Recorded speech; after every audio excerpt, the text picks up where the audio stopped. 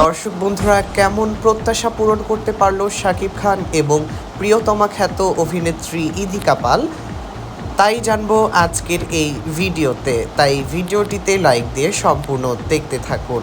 তুমি ভালোবাসো নাকি তুমি ভালোবাসো না?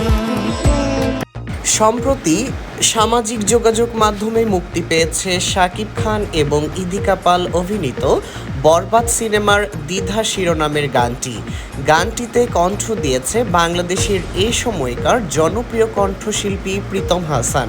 সেই সাথে গানটির মিউজিক কম্পোজারও সে নিজেই। 2023 সালের কুরবানি ঈদে শাকিব খান এবং ইদিকা পালের প্রিয়তমা সিনেমাটি ব্যাপক জনপ্রিয়তা পেয়েছিল বাংলাদেশের সিনেমা হলগুলোতে। সেই সাথে দর্শক জনপ্রিয়তার শীর্ষে ছিল এই সিনেমাটি এবং সিনেমার গানগুলো। তারই ধারাবাহিকতায় 2025 সালে এসেও নির্মাতা নির্মাণ করছে শাকিব খান এবং ইদিকা পালকে নিয়ে বাংলা সিনেমা বরবাদ। এই সিনেমার একটি গান সম্প্রতি ইউটিউব এবং ফেসবুকে ব্যাপক সমালোচনা তৈরি করেছে এবং দর্শক জনপ্রিয়তার শীর্ষে রয়েছে।